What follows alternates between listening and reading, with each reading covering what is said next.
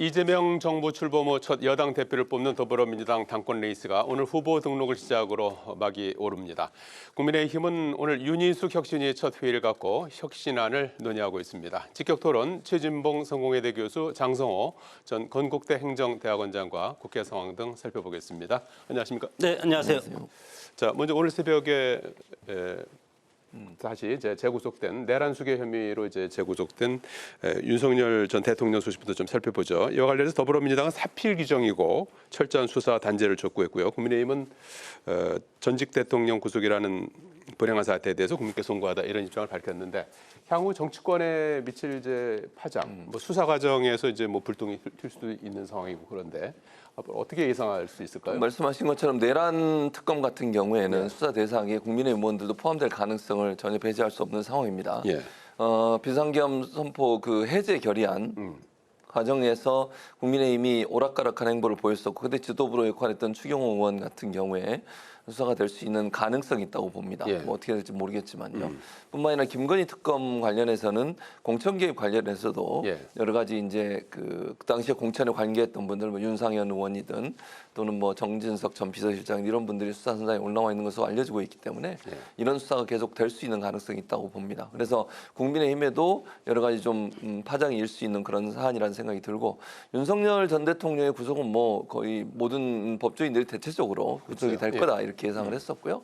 지금 본인이 여러 가지 혐의에 대해서 다 부인을 하고 있거든요. 예.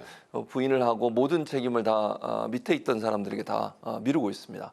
예컨대 뭐 비아폰 서버 삭제 문제도 그렇고요. 그리고 특수공무집행 방해 혐의로 받고 있는 체포영장의 집행을 방해했던 행위, 이런 부분들을 다 경호처 직원들에게 다 미루고 있는 상황입니다. 예. 그러다 보니까 범죄를 인정도 안 하고 이런 부분들이 결국은 더 도주나 증거인멸의 위험성이 높다고 볼 수밖에 없다. 그래서 법원이 증거인멸의 염려가 있어서 이번에 이제 구속영장을 다시 발부를 했습니다. 그래서 아마 이제 구속영장이 발부돼서 이번에는 기소가 될 때까지는 구속될 것 같고요. 그리고 나면 이제 계속 구속이 된 상태가 되기 때문에 구속기간이 좀 길어질 것 같습니다. 그래서 국민의힘 입장에서는 빨리 선을 좀 긋는 게 필요하다고 저는 생각해요. 현재 탈당한 상태이긴 합니다만. 뭐 그렇긴 합니다만 그 전에 국민의힘의 소속이었던 대통령 아니겠습니까? 이 부분에서 좀 더 명확하게 국민 앞에 이번 구속 사태를 통해서 다시 한번 사과하고 이제는 절연하겠다라고 하는 선언을 하는 것이 필요하지 않을까 이런 생각이 듭니다. 네, 이참에 아예 뭐 절연까지도 좀 해야 된다. 이제 뭐 혁신위가 이제 가동이 되고 있습니다만 어쨌든 재구속 상황 어떻게 보셨고 향후 좀 정치권에 어떤 영향을 좀 미칠 거라고 예상하시는지요? 법치주의 국가이기 때문에 법치로 단죄가 되면 그것이 절연이 되는 거고 역사의 교훈을 얻으면 되는 것 아니겠습니까? 예. 마찬가지로 정치 결사체이기 때문에 정치적으로 책임을 진다면 그것을 져야 되는 것이 숙명이라고 생각합니다. 국민의힘이 이것에 대해서 피하거나 예. 그리고 책임을 회피하거나 그렇게 당당하지 못하면 정당으로서 책임 있는 정당으로서 자격이 없는 정치 결사체라고 생각이 되기 때문에 예. 앞으로 있을 여러 가지 법적인 그리고 절차적 민주주의상의 어떤 사법부의 결정이라든가 이런 건 충분히 결정이 나오면 그것에 대해서는 수용을 하고 승복을 하는 그런 것이 보수 정당의 최초의 여러 가지 기본적인 아이템이다. 그렇게 생각이 들고 예. 이거에 대해서 결정이 나기 전에 법원의 결정이 나거나 확정 판결이 나기 전에는 여러 가지 정황상 놓고 정치권에서 이것을 이슈 공방은 이슈 파이팅을 할 수 있는 것 아니겠습니까? 마찬가지로 윤석열 대통령이 지금 이제 구속이 돼서 민주당에서는 사필 규정이다. 더 처벌해서 내란 잔당까지 다 처벌해야 된다.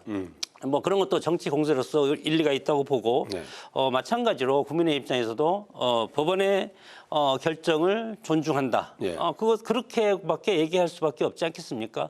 그리고 나서 만약에 어떤 그 윤석열 전 대통령의 이런 정치적인 행위, 결정 이런 것들이 국민의힘 어떤 의원들과 연루가 돼 있다면 그것이 법적으로 확인을 받고 그리고 법의 심판을 받으면 되는 겁니다. 물론 우리가 이것과 관련해서 이재명 대통령이 당 대표였을 때 여러 가지 사안들 예. 그것을 우리가 끄집어내서 이것을 비교할 필요는 없다. 다만 그런 것들은 그것도 마찬가지로 대한민국의 법 취지가 살아있다는 것을 보여주기 위해서는 사법부의 독립이라는 그런 것들을 우리 국민들이 인식을 하고 있기 때문에 예. 여야 정치권 모두가 이거에 대해서 다시 한번 환기할 수 있는 그런 계기가 됐으면 좋겠다고 봅니다. 예, 향후 수사 상황에 따라서 정치권의 대응이 어떻게 전개될지 이 부분도 상당히 관심사고요. 다음 주에 청문회가 무려 11개가 예정이 돼 있어요. 그래서 청문회 슈퍼위크다 이렇게 불리고 있는데 청문회가 다가오면서 각 후보들에 대한 여러 가지 의혹 이런 부분들도 상당히 지금 거세게 제기되고 있는 그런 상황인데 두 분께서는 어느 후보 어떤 문제점이 가장 크게 보이시는지요? 제가 볼 때는 현재로서는 교육부 장관 후보자의 문제가 가장 이제 부각이 될 것 같습니다. 지금 교육부 장관 이진숙 후보자죠. 이진숙 후보자 같은 경우에 논문 표절 문제 그리고 제자의 논문이 이제 중복됐다 이런 부분 이런 논란들이 지금 논란이 되고 있거든요.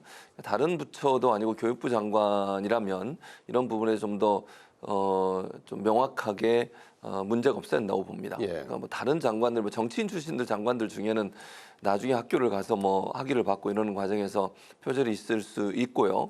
그런 부분도 물론 비판받아 마땅합니다만 엄중한 잣대가 더 교육부 장관의 경우에 더 있어야 한다고 봅니다. 그런 점에서 본다고 하면 이진숙 지금 후보자 같은 경우에 여러 가지 문제점들이 좀 부각되고 있어서 이 부분이 가장 큰 문제가 되지 않을까 저는 그렇게 전망합니다. 낙마 가능성도 있다고 보십니까? 뭐 그거는 두고 봐야 되겠죠. 이제 야당이 어떻게 하느냐에 따라 달려 있을 것 같은데 야당이 제대로 잘 문제를 지적해서 그 문제를 여론으로 이끌어 갈 수 있을 거냐 하는 부분은 좀 지켜봐야 될 것 같습니다. 다만 저는 개인적으로 이진숙 후보자의 그 여러 가지 내용들을 보면 이거는 조금 이제 문제가 있다 이렇게 보여진다고 저는 생각을 하고요. 다른 후보자들 같은 경우에는 여러 가지 얘기가 나오고 있습니다만 아직까지 뭐 장관으로서 역할을 할 수 없을 만큼의 큰 흠결이라고 보여지는 부분은 없습니다. 그래서 저는 좀 지켜봐야 한다고 생각하고요. 또 나온 얘기들에 대해서 청문회에서 다 밝히겠다고 얘기하고 있기 때문에 그날 어떻게 해명하느냐에 따라서 여론도 바뀔 거다. 그러니까 지금 현재 다른 후보자들 가운데서 나온 얘기들 가지고 크게 뭐 장관 청문회에서 낙마까지 할 수 있을 정도의 그런 폭탄급 이런 정도의 폭로나 아니면 문제점 지적은 없다고 저는 보고 있기 때문에 이진숙 후보자를 제외한 나머지 후보자들에 대해서는 청문회가 잘 마무리되지 않을 그렇게 전망하고 있습니다. 이진숙 후보자는 이제 좀 위험하게 보시는 그런 것 같은데 장 교수님은 어떻게 우리 생각하십니까? 최진봉 교수님이 위험하게 보면은 상당히 위험할 것 같습니다. 지명 취소가 되지 않을까 그렇게 생각이 드는데 통상적으로 보면은 이제 자진 사퇴를 많이 선택하고 내부적으로 조율해서 이제 하는 상황이고 김대중 대통령 때 시작한 인사청문 제도가 노무현 대통령 때 장관으로 확대가 돼서 민주당 정권에서 시작된 이런 인사청문회이기 때문에 인사청문회라는 것은 국민의 알 권리 차원에서 하는 것이고 물론 도덕성과 능력 검증 두 가지를 동시에 하고 있지 않습니까? 내정을 하고 나서 그리고 준비 기간을 거쳐서 청문회까지는 상당히 시간이 뭐 한 3주 정도 있고 3주 동안에 거의 검증이 다 된다고 보면 됩니다. 저도 개인적으로 봤을 때는 뭐 이번에 탈세 재산 증식 부동산 문제 그리고 논문 이 네 가지가 지금 후보들 간의 쟁점 중에서 네 가지로 지금 압축이 되는데 저도 마찬가지로 교육부 장관 후보자가 내던데 이순숙 장관 후보자가 물론 뭐 논문 표절도 있지만 자녀 조기 유학 그리고 부동산 문제 그리고 어린 아이가 외국에 갔을 때는 이제 부모가 같이 동반하게 돼 있는데 그것도 하지 않고 그렇기 때문에 이런 것들이 여러 가지 공교육의 눈높이 초중등 교육까지 책임지는 것이 교육부 장관입니다. 대학 교육도 책임지지만 그렇기 때문에 국민의 눈높이에 미달되는 그런 후보자라고 저는 생각이 들고 그래서 자진 사퇴하는 것이 어떤가 생각이 듭니다. 물론 여기에서 또 구체적으로 들어가 보면은 뭐 표절률이 챗GPT로 물론 한 거지만 74%까지 나온다는 것은 뭐 저도 대학에서 뭐 교수하면서 논문을 상당히 많이 시도를 해봤지만 이렇게 나올 수 있는 숫자가 이런 저는 불가능하다고 생각이 들고 얼마 전에 가수 홍진영 씨가 표절률 74%로 한동안 가수임에도 불구하고 가수 활동을 한동안 중지한 적도 있고 예. 그리고 최근에 김건희 여사 표절률이 석사가 48%, 박사가 28%입니다. 이 정도보다 훨씬 높게 나왔고 물론 이것을 정말 이제 카피킬러라든가 이런 다른 어떤 표절률로 검사해 보면 이거보다 낮게 나올 수도 있지만 그럼에도 불구하고 상당히 문제점이 많은 그런 어떤 후보자라고 생각이 들고 한 가지만 더 말씀드리고 싶으면 조현 후보자도 마찬가지로 도로 투기, 농지 투기, 농지법 위반, 외교부 장관. 직불금, 예, 예. 예. 직불금 부당 수령해서 한남 뉴타운 지정 직전에 도로 매입해서 10억 원을 이득 본 예. 그런 부분이 있기 때문에 저는 이 두 분에 대해서는 조금 문제점이 있지 않을까.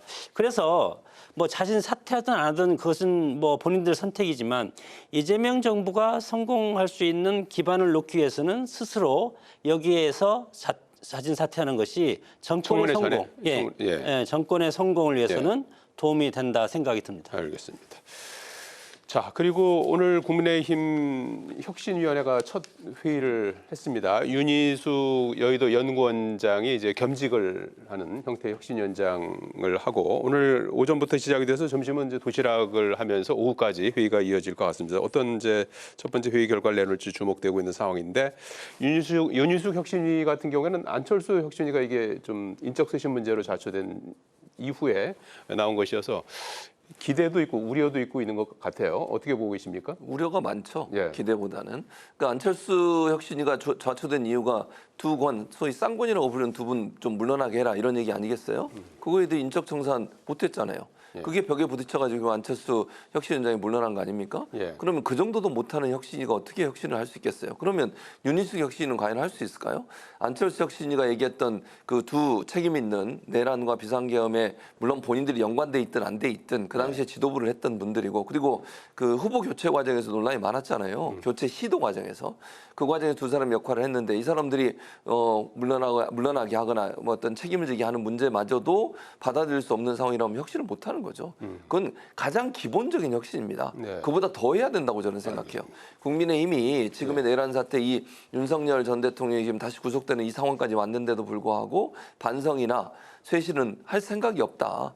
그렇다고 하면 윤희숙 혁신위가 뭘 할 수 있겠어요?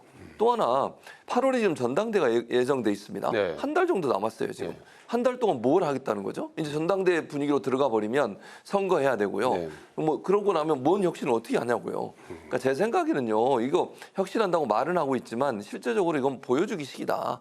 혁신을 하겠다는 모습만 보여주고 실제로는 아무것도 할 수 없는 상황이 될 거라고 저는 봐요. 예. 이게 좀 시간이 좀 있고 뭐 혁신이가 뭐 한두 달 정도의 시간을 갖고서 제대로 쇄신해낼 수 있는 기회를 줘야 되는데 그럴 수 있는 기회도 아니고 전당대회 때문에 네. 또 이미 안철수 혁신위에서 시도했던 것이 무산되는 걸 보면 강고하게 있는 친윤 세력들이 아직도 국민의힘을 장악하고 있기 때문에 혁신의 걸림돌이 되고 있다. 그 사람들이 있는 한 혁신은 좀 어렵지 않겠나 그렇게 생각합니다. 예, 좀 비관적으로 많이 보셨는데 윤희숙 혁신위원장의 의지는 어떻게 평가하십니까? 진위는 어떻게 평가하실까요? 뭐 정치는 혁신에 대한 말로 의지. 하는 거지만 네. 뭐 말보다도 경력이라든가 캐리어 네. 걸어온 과정으로 해석하는 것이 저는 맞다고 생각이 들고 예. 윤희숙 물론 뭐 전 의원이고 예. 상당히 뭐 경제통이고 예. 국회의원 할 때도 여러 가지 딱 부러지는 KDI 그 연구원 출신이기 때문에 상당히 경제에 해박한 지식을 갖고 있고 의정 활동도 잘 했지만 이 현대 어떤 그 상황적 논리로 해석을 해야 된다고 생각이 듭니다. 윤희숙 전 의원이 지금 여의도 연구원에 온 것은 권영세 비대위원장 때, 네. 권성동 원내대표 때, 쌍권 시절 때 뭐 여의도 연구원장에 들어왔기 때문에 지난 대선 과정에서는 한덕수로 단일화하는 것을 지지한 측면도 있고 예. 그렇기 때문에 어떻게 보면은 본인은 아니라고 했지만 친윤적인 그런 영향력이 있고 그런 분위기로서 해석하는 부분이 상당히 많이 있지 않습니까? 한계가 있다. 예, 그렇기 때문에 지난 대선에 또 여의도 연구원이 당에서 전략이라든가 공약이라든가 이런 것에 대해서 총괄 책임지는 자리이기 때문에 대선 패배의 책임도 있기 때문에 오히려 혁신의 대상이라고 저는 생각할 수밖에 없고 예. 그런 상황이기 때문에 그리고 지금 전당대회가 8월 19일이면 지금 한 40일 정도밖에 남지 않지 않았습니까? 예. 그런 상황에서 혁신위에서 할 수 있는 것이 무엇이 있을까? 만약에 혁신위가 지금 구성이 돼 있고 혁신위에서 결정이 돼서 전당원 투표를 한다고 하더라도 또 다른 지도부가 전당대회를 통해서 들어섰을 때 이 혁신안을 받아들이지 않고 예. 또 다른 혁신안을 전당원 투표하면 또 당원들도 그거에 대해서 찬성해 줄 겁니다. 네. 그렇기 때문에 그러면 지금 혁신위가 어떤 안을 만들어서 던진다 하더라도 이것이 분란의 씨앗이 될 수도 있기 때문에 지금 상황에서는 혁신위원회가 혁신할 수 있는 것은 오히려 8월 19일 전당대회에 나오는 후보들로 하여금 당의 미래를 개혁하고 혁신할 수 있는 방안에서 혁신 전당대회로 유도하는 것이 상당히 좋지. 후보들이 나와서 혁신을 한다고 하면서 하고 당내 혁신위원장이 또 혁신을 한다고 하고 그렇게 하면 예. 상당히 혼란스러울 수도 있다고 봅니다. 예, 오히려 좀 한계를 이렇게 정해놓고 전당대회를 준비하는 정도의 역할만 하면 된다 이런 건가요? 네, 그렇습니다. 알겠습니다. 오늘 뭐 첫 회의인데 그 결과가 상당히 더욱 주목되는군요.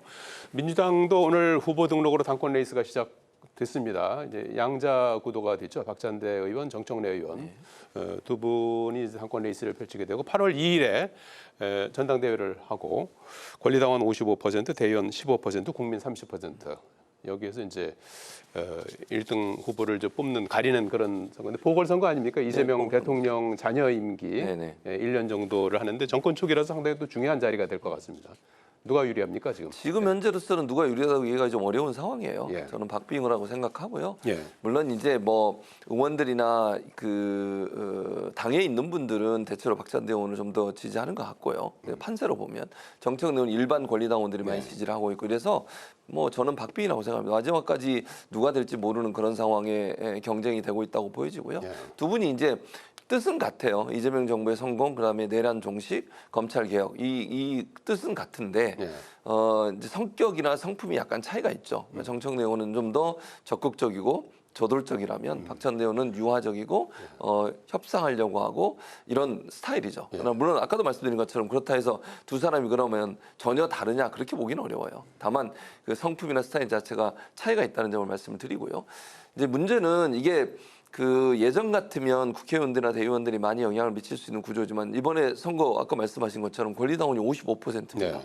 그러니까 절반 이상이 권리당원이 결정할 수 있는 권한을 갖고 있어요. 그러니까 당원 주권 시대를 열면서 민주당이 이런 제도를 적극적으로 받아들였는데 그래서 누가 될지가 판단하기 어렵다는 말씀을 드리는 거예요. 네. 그러니까 국회의원들이나 대의원들이 주로 했으면 네. 어느 정도 판세가 읽히는데 이렇게 가게 되면 권리당원들이 어디로 갈지를 모르기 때문에 그런 상황이라면 상당히 좀 안개 속일 것 같다 이런 생각이 들고 그래서 두 분 다 호남에 공을 열심히 들이고 있습니다. 그러니까 민주당 권리당원이 제일 많은 것이 호남이잖아요. 예. 지금 박찬대 후보 같은 경우에는 호남에서 뭐 일주일 살기 뭐 이런 거 하고요. 또 정청래 지금 후보 같은 경우도 호남을 계속 찾아가거든요. 거기서 오랫동안 또 거하기도 하고요. 이런 걸로 본다고 하면 전당대회 끝까지 누가 될지 좀 알기가 어려운 상황이고 예. 권리당원들이 어떤 분의 손을 들어주냐에 따라서 후보가 선출되는 과정으로 연결되지 않은 그렇게 전망이 됩니다. 일각에서는 좀 과열 우려도 좀 있었는데 그거는 그 지지자들 해소가 사이에 됐나요? 예. 지지자들 사이에 좀 과열이 되고 있는 건 사실이에요. 특히 이제 이렇게 SNS 상에서 지지자들이 서로 공격을 하는데 네. 뭐 저는 그러면 안 된다고 생각하고요. 두 분 다 좋은 후보니까 네. 선의의 경쟁을 해서 이게 갈라지거나 아니면 이게 나중에 앙금이 나오면 안 되잖아요. 통합이나 혁신으로 갈 수 있는 그런 전당대회가 됐으면 좋겠다 이런 생각입니다. 네, 다른 당이긴 합니다만은 장 교수님 어떻게 보고 계시는지. 예. 제가 국민의힘이지만 민주당 입장에서 보면은 예.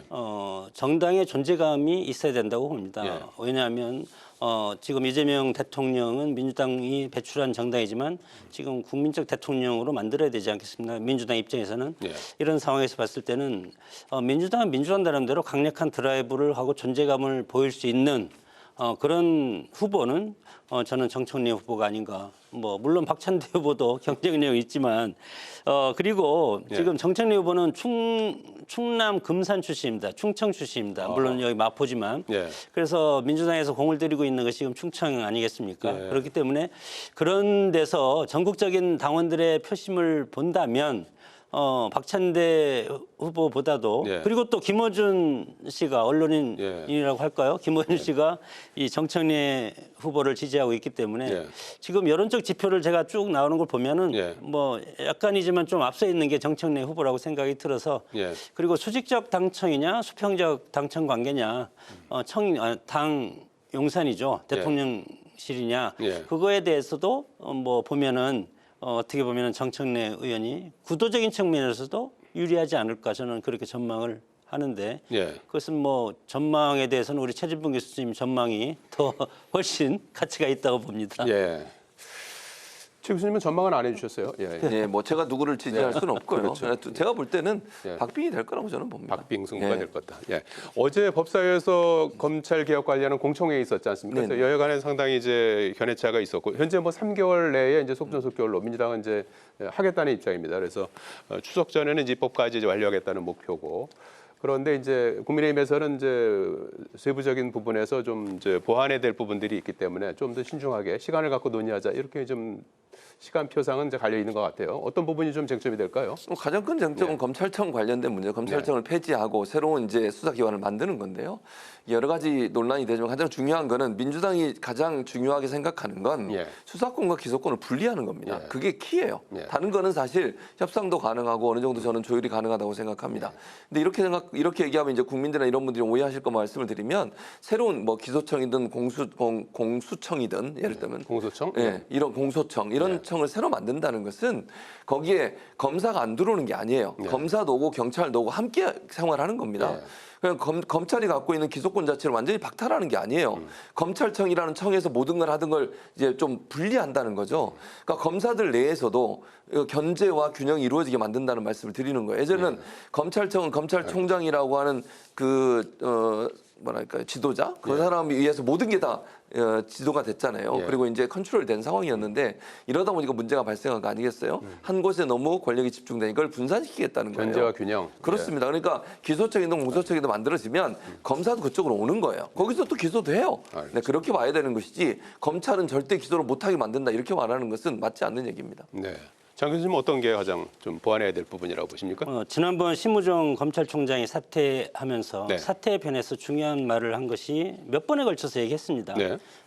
형사사법제도는 국민의 기본권에 관련된 것이기 때문에 그렇죠. 네. 국가의 미래와 장래를 위해서 신중하게 네. 결정할 필요가 있다. 네. 물론 검찰에서 근무와 검찰총장이기 때문에 기소와 수사가 완전히 분리되고 검찰이 해체되는 이 과정에서는 그런 말을 할 수밖에 없다고 생각이 들고 2020년 검경 수사권 조정으로 이렇게 한번 했지 않았습니까? 그때 경찰의 재수사 요구 비율이 4.6%인데 2024년에 13.4%.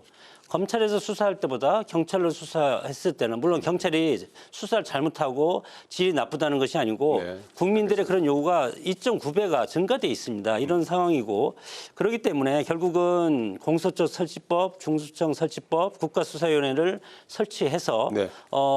검찰을 해체하겠다는 것 네. 아니겠습니까? 그런 것들은 법무부 장관의 정성호 의원, 민정수석의 봉욱 네. 이런 분들이 이제 임명되고 내정돼 있기 네. 때문에 알겠습니다. 강력하게 드라이브를 걸지만 그럼에도 불구하고 예. 형사사법제도는 국민의 기본권을 예. 잘 생각해야 된다고 봅니다. 알겠습니다. 본격적으로 시동 걸린 검찰 개혁까지 다뤄봤습니다. 여기까지 듣겠습니다. 고맙습니다. 고맙습니다.